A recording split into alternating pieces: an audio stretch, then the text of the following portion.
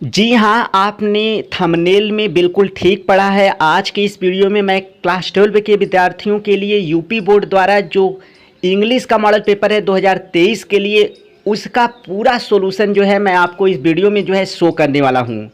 तो मैं इस पेपर को सॉल्यूशन के साथ आपको शो करूँ इससे पहले आपको बताना चाहूँगा कि यदि आप जो है हमारे चैनल पे पहली बार आए हैं और इंग्लिश का पूरा प्रिपरेशन करना चाहते हैं तो एक बार ज़रूर आप हमारे टेलीग्राम चैनल पे जाएं, जिसका लिंक मैंने इस वीडियो के डिस्क्रिप्शन में दिया हुआ है, ताकि मात्र 3 या 4 दिन में ही आप बहुत अच्छी तरह इंग्लिश की तैयारी कर सकते हैं।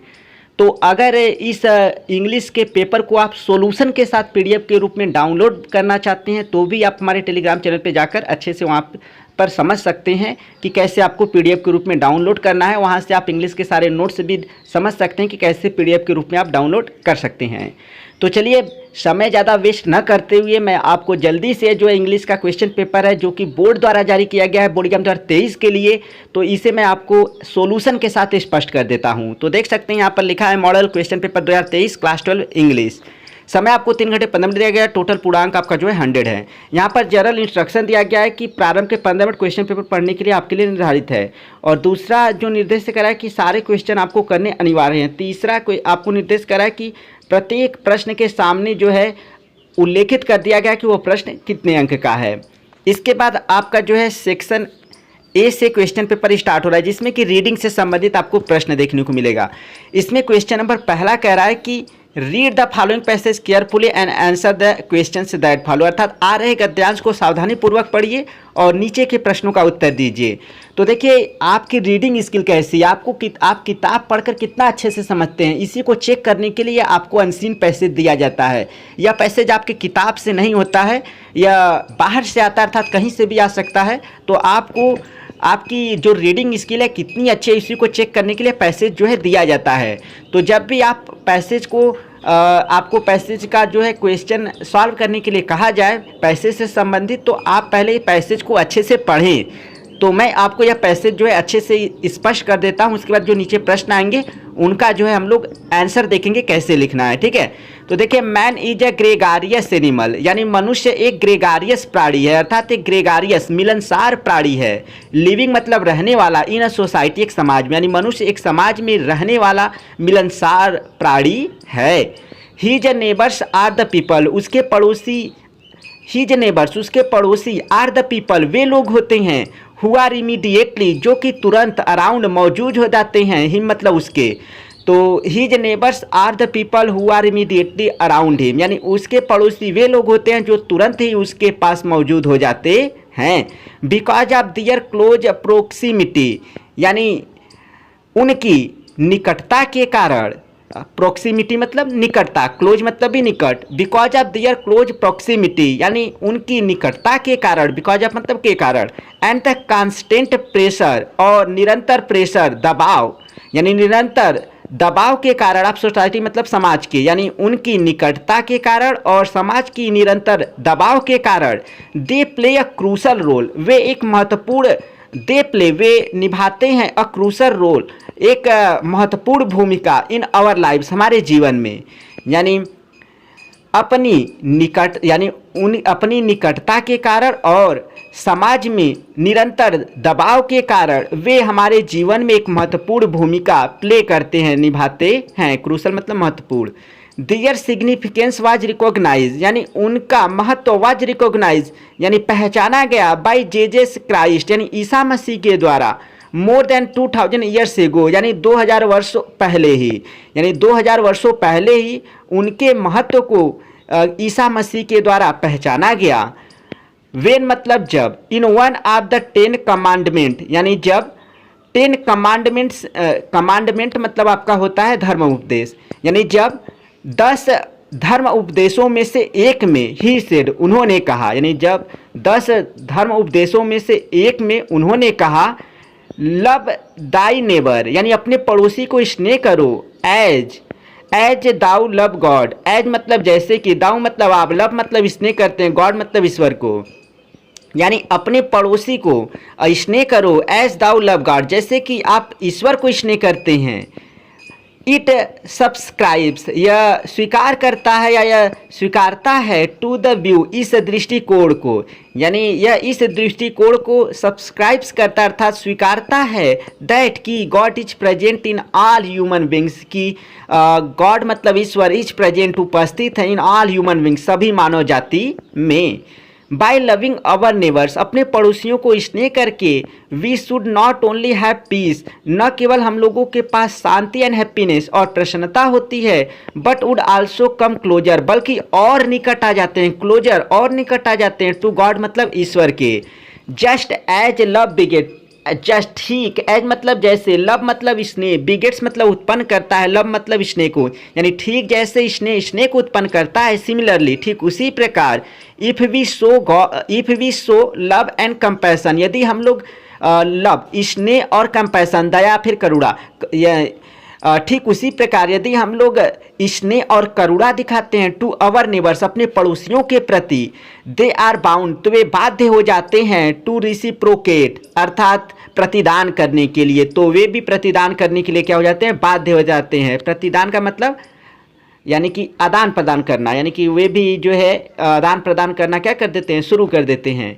दिस रिलेशनशिप, यह संबंध, can bring about immense joy, can bring ला सकता है, अबाउट इमेंस अत्यधिक, जॉय मतलब प्रसन्नता, यानी कि यह संबंध अत्यधिक आनंद एंड हैप्पीनेस और प्रसन्नता को ला सकता है, इन आवर लाइफ हमारे जीवन में, फोर क्योंकि, दे आर ऑलवेज क्योंकि वे सदैव, एट हैंड पास में होते हैं, टू हेल्प अस हम लोगों की मदद करने के लिए, क्योंकि वे सदैव हम लोगों की मदद करने के लिए पास में होते हैं, in our hour of need, हमारे ज़रूरत के आवर में, यानी हमारे ज़रूरत के समय में।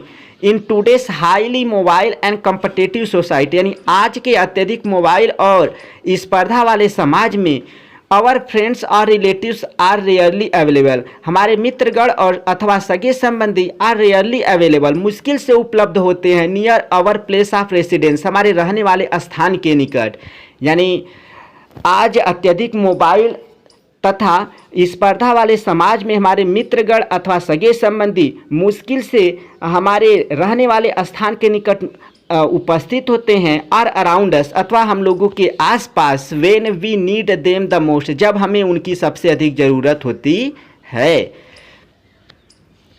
It is in these trying times, यानी इट इज ऐसा होता है, इन दीज ट्राइंग टाइम्स ऐसे संघर्ष के समयों में, that the help and assistant of our immediate, यानी हमारी तुरंत की मदद और सहायता, नेबर्स कम्स यानी पड़ोसियों से आती है, as a boon to us हम लोगों को वरदान के रूप में, यानी ऐसा होता है कि इन संघर्ष के समयों में हमारी तुरंत की मदद और सहायता वरदान के रूप में हम लोगों को पड़ोसी से आती है या पड़ोसियों से मिलती है।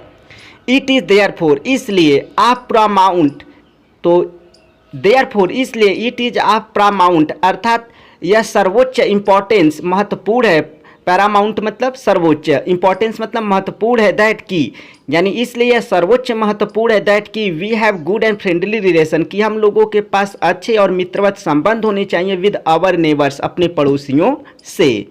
तो यह हो गया आपका पैसेज जिसे मैंने आपको स्पष्ट किया। अब इससे संबंधित देखिए प्रश्न आपका पूछा गया है। पहला प्रश्न है, why is man called a gregarious animal, यानी मनुष्य को एक मिलनसार प्राणी क्यों कहा गया है या क्यों कहा जाता है। तो इसका उत्तर है, मैन इज कॉल्ड मनुष्य को कहा जाता है अ ग्रीगेरियस एनिमल एक मिलनसार प्राणी, बिकॉज क्योंकि he is living in a society क्योंकि वह एक समाज में रह रहा है। अब इसके बाद बी वाला क्वेश्चन है, तो मनुष्य को एक मिलनसार प्राणी क्यों कहा गया, क्योंकि वह एक समाज में रहता है। ठीक है, समाज का मतलब समूह में, झुंड में, ग्रुप में। ठीक है, इसके बाद what crucial role do our neighbours play, यानी हमारे पड़ोसी क्या महत्वपूर्ण भूमिका निभाते हैं इन आवर लाइफ हमारे जीवन में, यानी हमारे पड़ोसी हमारे जीवन में क्या महत्वपूर्ण भूमिका निभाते हैं। तो यहाँ पर मैंने आंसर लिखा है, our neighbours play a crucial role in our lives, यानी कि हमारे पड़ोसी हमारे जीवन में एक महत्वपूर्ण भूमिका निभाते हैं बाय दियर क्लोज प्रोमिसी, तो बाय दियर क्लोज प्रोमिटी, तो प्रोक्सीमिटी सॉरी, तो आवर नेबर्स मतलब हमारे पड़ोसी, प्ले मतलब निभाते हैं, क्रूशल रोल एक महत्वपूर्ण भूमिका इन आवर लाइव्स हमारे जीवन में, बाय दियर क्लोज प्रॉक्सिमिटी अर्थात अपने निकटता के द्वारा, यानी अपने निकटता के द्वारा हमारे पड़ोसी हमारे जीवन में महत्वपूर्ण भूमिका निभाते हैं।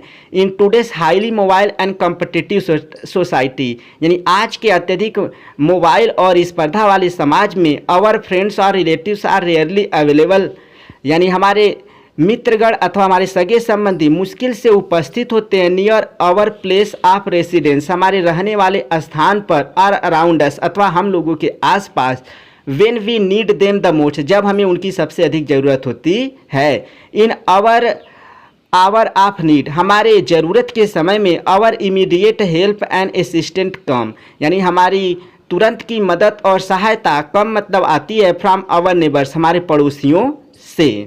ठीक है, अब आगे बढ़ते हैं। इसके बाद देखिए सब कुछ जो ऊपर देगा पैसे जो मैंने हिंदी में एक्सप्लेन किया उसी से मैंने लिखा है, आप लोग समझ पा रहे होंगे अगर अच्छे से समझ में होंगे पैसेज को तो। ठीक है, इसके बाद how is loving our neighbours equal to loving God, how is loving our neighbours, यानी कैसे लविंग आवर नेबर्स, अपने पड़ोसियों को स्नेह करना, इक्वल टू लविंग गॉड, यानी भगवान से स्नेह करने के बराबर है। यानी हमारे पड़ोसियों को स्नेह करना कैसे भगवान को स्नेह करने के इक्वल है, बराबर है। तो इसका उत्तर है loving our neighbours is equal to loving God, यानी अपने पड़ोसियों को स्नेह करना भगवान को स्नेह करने के बराबर है। एज, जैसा कि गॉड इज प्रेजेंट, भगवान उपस्थित है इन ऑल ह्यूमन बींग्स, जैसा कि भगवान सभी मानव जाति में क्या है, उपस्थित है। बाय लविंग आवर नेबर्स, अपने पड़ोसियों को स्नेह करके, we should not only have peace and happiness, न केवल हम लोगों के पास शांति और प्रसन्नता होगी, but would also come closer to God, बल्कि हम लोग ईश्वर के और निकट चले जाएंगे। इसके बाद अगला क्वेश्चन है, what is it good to have friendly relation with our neighbours, what is it good, क्या अच्छाई है, टू हैव फ्रेंडली रिलेशन, मित्रवत संबंध होने से, विद आवर नेबर्स, अपने पड़ोसियों से, यानी हमारे पड़ोसियों से मित्रवत संबंध होने से क्या अच्छाई है, या इसमें क्या अच्छाई है। तो देखिए इन आवर ट्राइंग टाइम्स, यानी हमारे संघर्ष के समयों में, our immediate help and assistant come, हमारी तुरंत की मदद और सहायता कम मतलब आती है फ्रॉम आवर नेबर्स, हमारे पड़ोसियों से, एज अ बोन, वरदान के रूप में। देयरफॉर, इसलिए इट इज़ गुड, अच्छा है या अच्छा होता है, टू हैव फ्रेंडली रिलेशन, मित्रवत संबंध होना, विद आवर नेबर्स, अपने पड़ोसियों से। इसके बाद आपका देखिए अब ई वाला जो क्वेश्चन पूछेगा, ठीक है, ए बी सी डी, इनका तो उत्तर आपको पैसेज से छांटना होगा। उसमें से आप जैसा, अगर मान लो आपको एकदम नहीं आ रहा है तो क्या करेंगे, आप प्रश्न में देखेंगे जो कुछ शब्द मिलेंगे तो उसी के आसपास आप लिख दीजिए, उसी के आसपास मिलता जुलता लिख देंगे तो इसका मतलब आपको कुछ ना कुछ मार्क्स मिल जाएगा।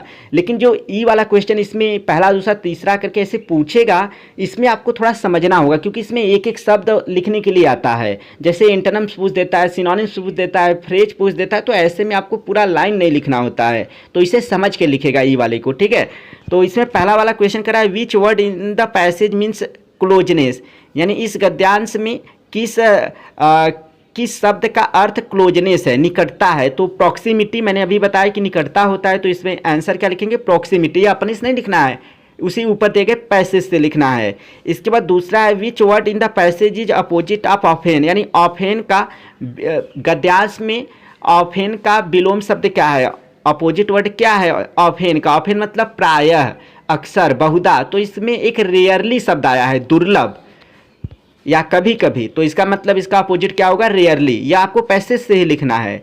इसके बाद तीसरा जो क्वेश्चन है वह है, what does the phrase eight hand mean in the passage, यानी इस गद्यांश में एट हैंड फ्रेज का या वाक्यांश का क्या मतलब है या क्या अर्थ है। एट हैंड जैसा मैंने बताया पास में, तो इसका the phrase eight hand means near, यानी एट हैंड का वाक्यांश मीन्स मतलब है, नियर मतलब निकट। ठीक है, तो यह हो गया आपका, यानी आप अच्छे से समझे रहेंगे तो ही ई वाले क्वेश्चन को कर पाएंगे। अब इसके बाद आपका सेक्शन बी स्टार्ट हो रहा है, जिसमें कि आपको राइटिंग से संबंधित प्रश्न दिखाई देगा। तो यहाँ पर क्वेश्चन नंबर दूसरा कह रहा है, right an article on any one of the following topics in about to 150 words, यानी आपको 100 से 150 शब्दों के आसपास जो है किसी एक टॉपिक पर आपको आर्टिकल लिखना है। तो इस टॉपिक पर मैं आपको नेक्स्ट वीडियो में जो है आपको बताऊंगा कि कैसे आपको आर्टिकल लिखना है। और प्रीवियस वीडियो में मैंने आपको 10 इंपॉर्टेंट आर्टिकल बताए थे जिससे कि आपको तैयार करने के लिए मैंने बोला था हेडिंग के साथ। तो मैं आपको नेक्स्ट वीडियो में जो है माई प्लान्स फॉर फ्यूचर, इस पर जो है आपको एक आर्टिकल प्रोवाइड कर दूंगा क्योंकि ये इंपॉर्टेंट है, ठीक है। बाकी India a land of natural beauty है, काफ़ी सरल है, इस पर लिख सकते हैं। या joint family system need of the hour, यानी संयुक्त परिवार फैमिली सिस्टम यानी और नीड ऑफ द आवर यानी समय की मांग, यानी समय की मांग है ज्वाइंट फैमिली सिस्टम यानी कि संयुक्त परिवार सिस्टम, ठीक है। तो इस पे लिख सकते हैं माई प्लान फॉर फ्यूचर, इसके लिए लिख सकते हैं। तो यह आप जब भी लिखें 130-140 शब्द के आसपास लिखें, ठीक है। तो मैं आपको इस वीडियो में नहीं बताने वाला हूं कि कैसे आप लिखेंगे क्योंकि ये वीडियो काफ़ी लंबा चला जाएगा, ठीक है। तो मैं आपको next video my plans for future इस पर जो है आर्टिकल प्रोवाइड कर दूंगा। इसके बाद आपका तीसरा क्वेश्चन है write a letter to the editor of a national daily to show your concern on growing use of disposable wares, यानी राइट अ लेटर, एक पत्र लिखे to the editor of a national daily, यानी national यानी राष्ट्रीय दैनिक के संपादक को, टू शो मतलब दिखाते, टू शो मतलब दिखाने के लिए, योर कंसर्न अपनी चिंता, on growing use of disposable wares यानी कि यूज करके फेंक देने वाले सामान। तो ग्रोविंग मतलब बढ़ रहे, यूज मतलब उपयोग, ऑफ डिस्पोजेबल वेयर्स यानी उपयोग करके फेंक देने वाले सामान, यानी उपयोग करके फेंक देने वाले सामानों के उपयोग का बढ़ोतरी पर अपनी चिंता को दैनिक नेशनल डेली यानी कि राष्ट्रीय दैनिक के संपादक को एक पत्र लिखे। यानी कि कहने का मतलब यह है कि जो यूज करके फेंक देने वाले वेयर्स होते हैं सामान, यानी उपयोग करके फेंक देते हैं। जैसे आप मान लीजिए चिप्स खरीदे, चिप्स में का खाए और उसके बाद क्या करते हैं, प्लास्टिक को फेंक देते हैं। तो इस तरह के जो डिस्पोजल वेयर्स हैं यानी कि यूज करके फेंक देने वाले सामान हैं, यह जो है ग्रोविंग यूज, इनका उपयोग जो है बढ़ता जा रहा है, यानी कि तो इसी के पर चिंता जताते हुए आपको दैनिक जो कि नेशनल यानी कि राष्ट्रीय दैनिक के संपादक को एक पत्र लिखना है।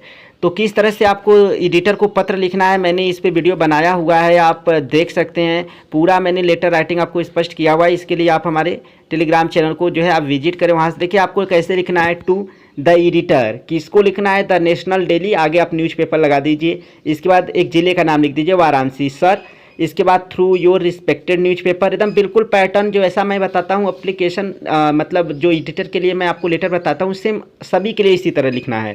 थ्रू योर रिस्पेक्टेड न्यूज़पेपर, आपके सम्मानीय समाचार पत्र के द्वारा, I would like to draw the attention of the government and the authorities, यानी मैं सरकार और प्राधिकारियों का ध्यान खींचना चाहूँगा about growing use of disposable wares, यानी कि बढ़ रहे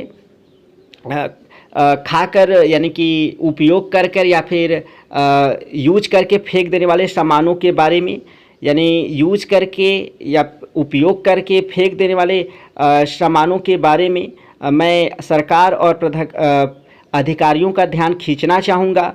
the people of our surrounding, यानी द पीपल मतलब लोग, ऑफ आवर सराउंडिंग हमारे आसपास के, ऑफन यूज प्रायः उपयोग करते, डिस्पोजेबल वेयर्स यानी कि उपयोग करके फेंक देने वाले सामानों का। इसलिए our surrounding is being dirty, इसलिए हमारा वातावरण गंदा हो रहा है। इन पब्लिक प्लेसेस यानी सार्वजनिक स्थानों में, आई ऑलवेज सी अनक्लीनेस, मैं सदैव ही अशुद्धता देखता हूँ। Due to use of disposable wares, यानी कि उपयोग कर कर फेंक देने वाले सामानों के कारण, उपयोग करके फेंक देने वाले सामानों के कारण मैं सार्वजनिक स्थान में सदैव ही अशुद्धता या गंदगी देखता हूँ। देयरफॉर, इसलिए, इट इज़ नेसेसरी, यह जरूरी है, दैट कि the government and authorities should think about the matter, कि सरकार और अधिकारीगण इस तथ्य के बारे में, इस मामले के बारे में विचार करें। आई होप, मुझे उम्मीद है, you will kindly publish my letter, आप मेरे पत्र को प्रकाशित करेंगे इन योर न्यूज़पेपर, अपने समाचार पत्र में, सो दैट, ताकि द गवर्नमेंट एंड अथॉरिटी, ताकि सरकार और अधिकारीगण में नो अबाउट दिस मैटर, इस विषय के बारे में जान सके या इस मुद्दे के बारे में जान सके। इसके बाद आपको डेट लिखना है, वो पैटर्न बिल्कुल फॉलो कीजिएगा जैसे जैसे मैंने लिखा है। पैराग्राफ चेंज करेंगे तो कैसे लिखना है और किस तरह से लिखना है सब कुछ मैंने बताया, ठीक है। इसके बाद आपका हो गया योर्स ट्रूली, आपका वफादार, या फिर आपका सच्चा, या इसके बाद आप हस्ताक्षर कर देंगे। ठीक है, तो यह हो गया आपका। इसके बाद इसमें अथवा करके भी क्वेश्चन किया है कि write a letter to the principal of your school, अपने स्कूल के प्रधानाचार्य को एक पत्र लिखे टू कंप्लेन, शिकायत करते हुए अगेंस्ट द शॉर्टेज, कमी के लिए आप लेटेस्ट यानी नवीनतम स्पोर्ट मैगजीन यानी खेल पत्रिकाओं इन द लाइब्रेरी, मतलब लाइब्रेरी में या पुस्तकालय यानी पुस्तकालय में नवीनतम खेल पत्रिकाओं की कमी के खिलाफ अपने स्कूल के प्रधानाचार्य को एक शिकायत पत्र लिखिए।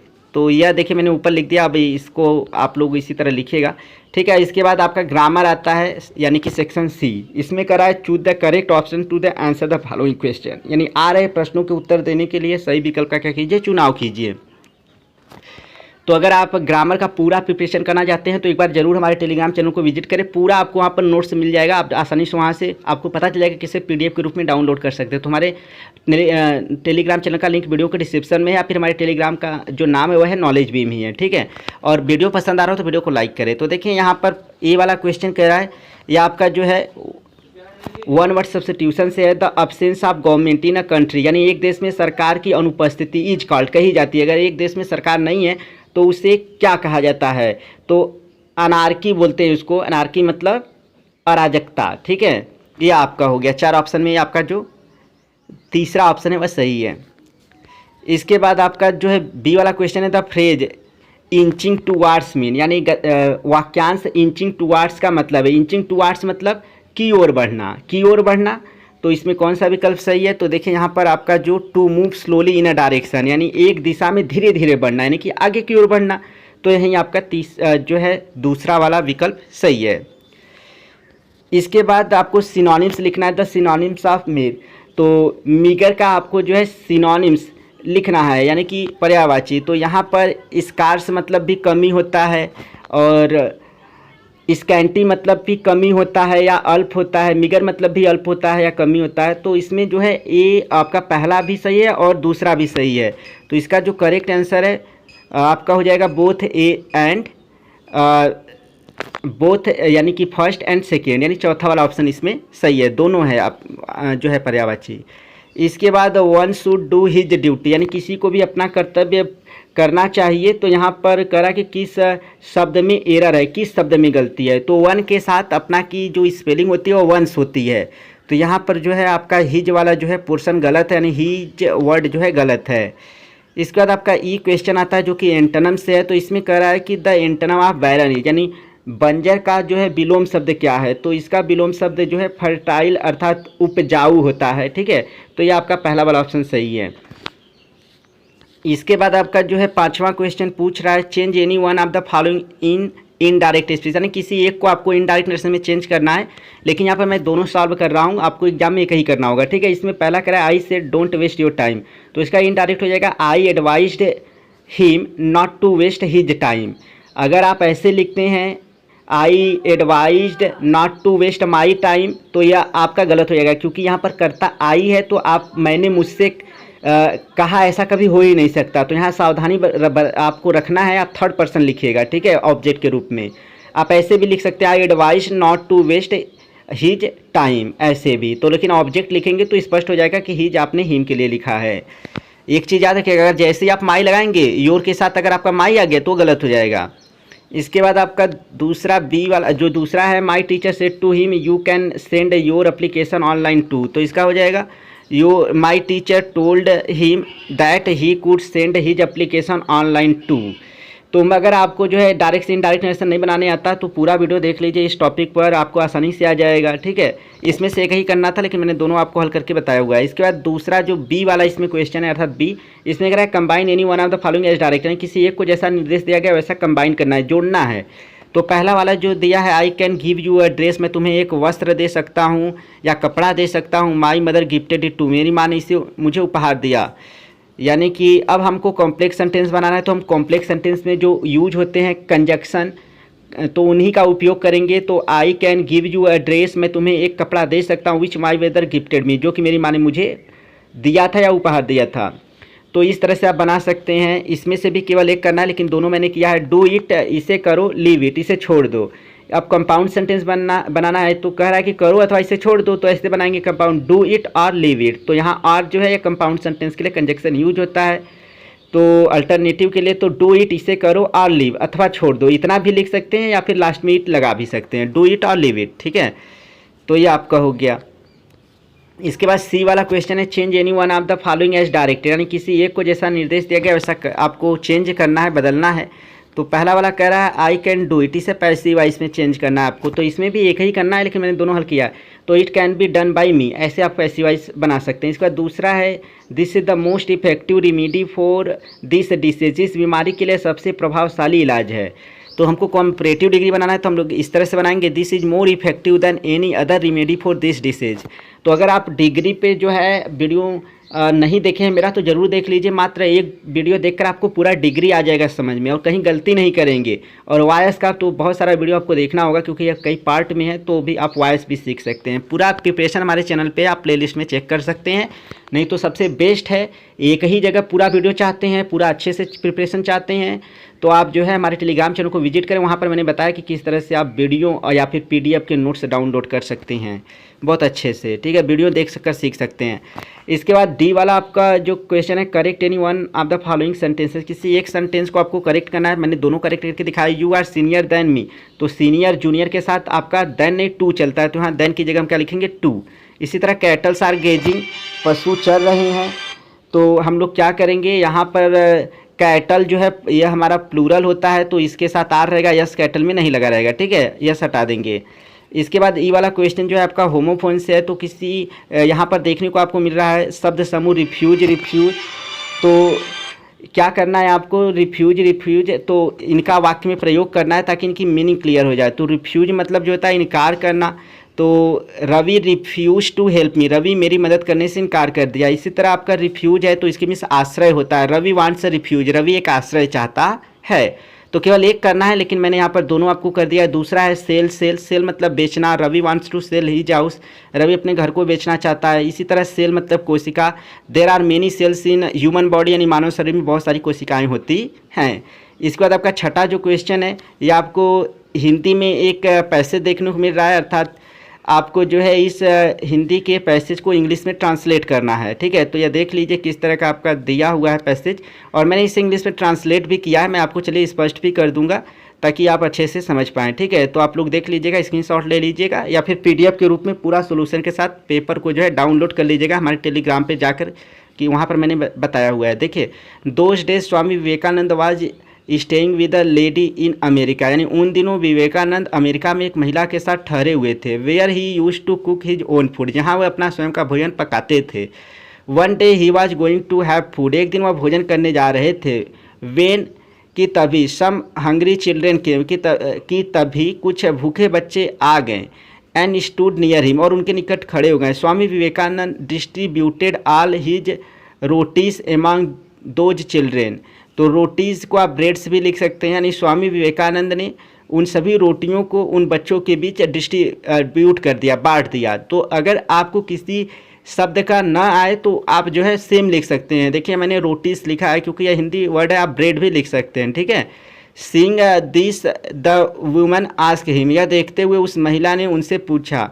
You have all the rotis to the children, you gave all the rotis to the children, आपने सभी रोटियों को उन बच्चों को दे दिया।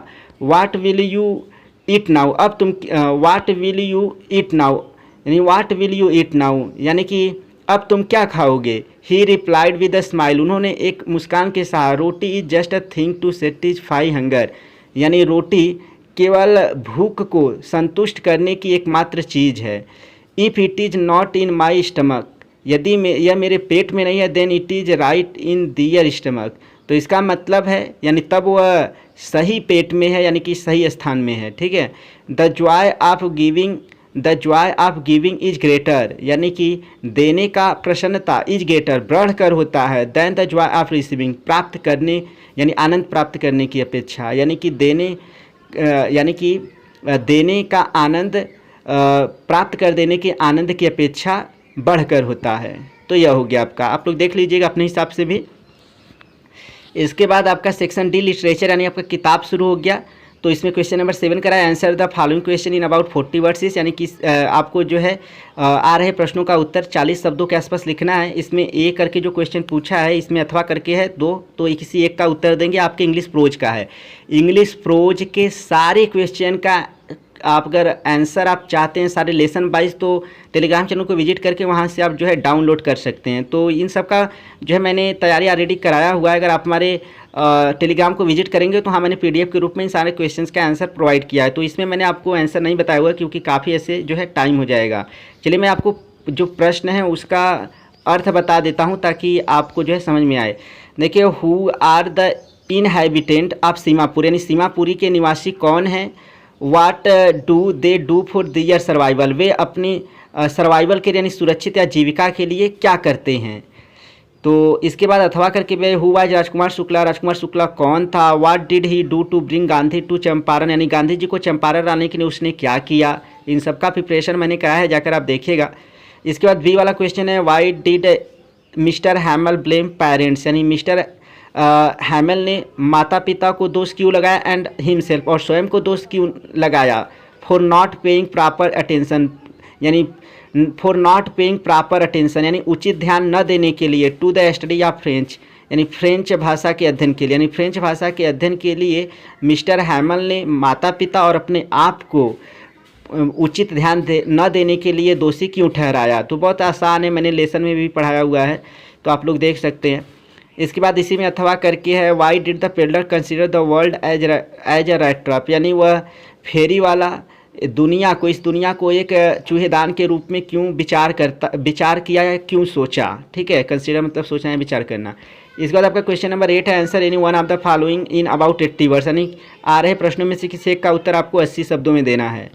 तो यहाँ पर आप देख सकते हैं किस तरह से क्वेश्चन पूछा है, तो किसी एक का आपको उत्तर लिखना है। तो यह भी आपका जो है इंग्लिश प्रोज से है, किसी एक वर्ड का किसी एक क्वेश्चन का आपको उत्तर लिखना है, और लगभग शब्द सीमा जो है आपका 80 है, तो 90-100 के आसपास लिखें।